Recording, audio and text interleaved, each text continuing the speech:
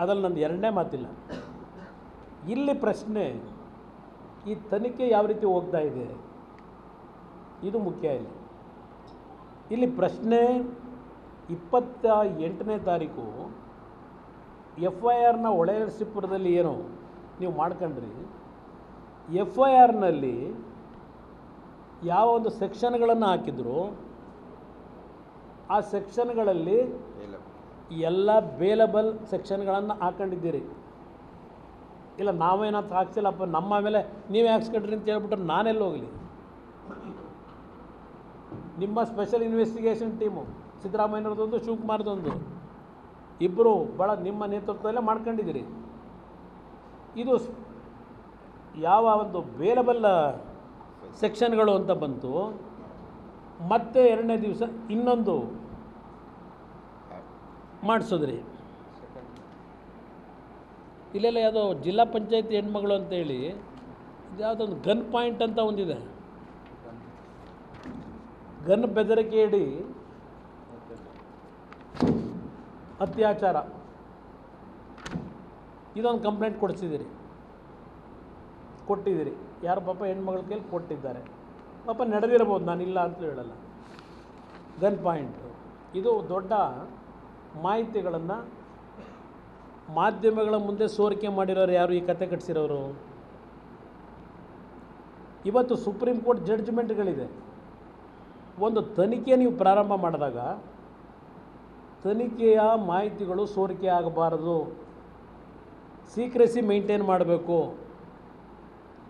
ಇದನ್ನೆಲ್ಲ ನೋಡಿದಾಗ ನಿಮಗೆ ಸಂತ್ರಸ್ತೆಯರು ಅಂತ ಏನಿದ್ದಾರೆ, ಇದರಲ್ಲಿ ನೊಂದಿರ್ತಕ್ಕಂಥ ಮಹಿಳೆಯರೇನಿದ್ದಾರೆ ಅವರಿಗೆ ರಕ್ಷಣೆ ಕೊಡೋದಕ್ಕಿಂತ ಹೆಚ್ಚಾಗಿ ಈ ಸರ್ಕಾರಕ್ಕೆ ಬೇಕಾಗಿರೋದು ಪ್ರಚಾರ. ಯಾರ್ಯಾರನ್ನ ತೇಜೋವಧೆ ಮಾಡಬೇಕು ಅಷ್ಟಕ್ಕೆ ಈ ತನಿಖೆ ನೀವು ಬಳಕೆ ಮಾಡ್ತಾ ಇದ್ದೀರಿ ಅನ್ನೋದು ಇವತ್ತು ಯಾರಿಗೇ ಆಗಲಿ ಅನುಮಾನ ಬರ್ತದೆ. ಇವತ್ತು ಇಂಥ ಒಂದು ಆಘಾತಕಾರಿಯಾದಂಥ ಪ್ರಕರಣ ಇದು. ಇಂಥ ಪ್ರಕರಣವನ್ನು ಇಷ್ಟು ಲೈಟರ್ ವೇನಲ್ಲಿ ನೀವು ತನಿಖೆ ನಡೆಸ್ತೀರಾ?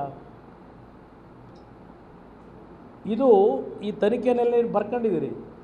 2022ರಲ್ಲೋ ಏನೋ ಈ ಪ್ರಕರಣ ಆಗಿದೆ ಅಂತ ಹೇಳಿದೆಲ್ಲ ನಾನು ಅದೆಲ್ಲ ಕತೆ ಹೇಳಲಿಕ್ಕೆ ಹೋಗೋದಿಲ್ಲ. ಈ ಒಂದು ವರದಿ ನೀವೇನು ಈಗ ಮಾಡ್ಕೊಂಡಿದ್ದೀರಿ, 2ನೇ ತಾರೀಕು 3ನೇ ತಾರೀಕು ಮಾಡಿದ್ದೀರಿ ಕಂಪ್ಲೇಂಟ್. ಇದು ನಾನು ಈ ಕಂಪ್ಲೇಂಟ್ ಕೊಟ್ಟಿರ್ತಕ್ಕಂಥ ಹೆಣ್ಣುಮಗಳು ತಗೊಂಡಿದ್ದೀರಲ್ಲ, 21ಕ್ಕೆ ಪೆನ್ ಡ್ರೈವ್ ರಿಲೀಸ್ ಮಾಡಿದ್ದೀರಲ್ಲ, 22ನೇ ತಾರೀಕು ಬೇಲೂರಿನಲ್ಲಿ ಚುನಾವಣಾ ಪ್ರಚಾರ ಸಭೆಯಲ್ಲಿ ಇದೇ ನಮ್ಮ ಆರೋಪಿ ಏನಿದ್ದಾನೆ ಪ್ರಜ್ವಲ್ ರೇವಣ್ಣ, ಅವನ ಪಕ್ಕದಲ್ಲಿ ಕೂತಿರ್ತಕ್ಕಂಥ ಹೆಣ್ಣುಮಗಳು ಯಾರು?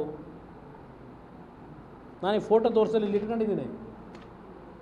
ನಾನು ಇವ್ರ ಥರ ಪೆನ್ ಡ್ರೈವ್ ಫೋಟೋಗಳು ಬಿಟ್ಟವರಲ್ಲ.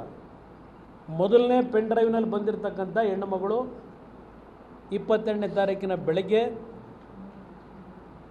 ಇದೇ ಪ್ರಜ್ವಲ್ ರೇವಣ್ಣನ ಜೊತೆ ಚುನಾವಣಾ ಪ್ರಚಾರದಲ್ಲಿ ಅವ್ರ ಜೊತೆಲಿ ಭಾಗವಹಿಸಿದ್ದಾರೆ. 22ನೇ ತಾರೀಕು ಬೆಳಗ್ಗೆ, 21 ರಾತ್ರಿ ಹೆಣ್ಣುಮಗಳು ಫೋಟೋ ಬಿಟ್ಟಿದ್ದೀರಿ. ಈಗ ಅದಂಥದ್ದು ಗನ್ ಪಾಯಿಂಟಲ್ಲಿ ಬೆದರಿಕೆ ಒಡ್ಡಿ ಕಂಪ್ಲೇಂಟ್ ತಗೊಂಡಿದ್ದೀರಿ. ಇದು ಯಾವ ರೀತಿ ನೀವು ಆಟ ಆಡ್ತಾ ಇದ್ದೀರಿ ಸರ್ಕಾರದಲ್ಲಿ? ಈಗ 3 ವರ್ಷದಿಂದ ನಿರಂತರವಾಗಿ ಹೆದರಿಸಿ ಪದರಿಸಿ ಬ್ಲ್ಯಾಕ್ ಮೇಲ್ ಮಾಡಿ ಈ ಹೆಣ್ಣುಮಗಳ ಮೇಲೆ ಅತ್ಯಾಚಾರ ಮಾಡಿದರೆ ಪ್ರಚಾರಕ್ಕೆ ಯಾಕೆ ಹೋದ್ಲು ಹೆಣ್ಣುಮಗಳು? 22ನೇ ತಾರೀಕು 21ಕ್ಕೆ ಆ ಹೆಣ್ಣುಮಗಳು ಫೋಟೋ ರಿಲೀಸ್ ಮಾಡ್ಕೊಂಡಿದ್ದೀರಿ. 22ಕ್ಕೆ ಪ್ರಜ್ವಲ್ ರೇವಣ್ಣನ ಜೊತೆ ಸ್ಟೇಜ್ ಮೇಲೆ ಕೂತ್ಕೊಂಡಿದ್ದಾಳಲ್ಲ ಆ ಹೆಣ್ಮಗಳು. ಇದು ಕಂಪ್ಲೇಂಟ್ ನಿಮ್ಮದು ಸರ್ಕಾರದ್ದು. ಶಿವಕುಮಾರ್ ಅವರೇ, ಮುಖ್ಯಮಂತ್ರಿಗಳೇ, ಪಾಪ ಅದೇನೋ ರೇವಣ್ಣ ಅವ್ರನ್ನ ಅರೆಸ್ಟ್ ಮಾಡಿದ್ದೀವಿ ಹೇಳ್ತಾರೆ, ಅದಿರಲಿ, ಆಮೇಲೆ ಹೇಳ್ತೀನಿ.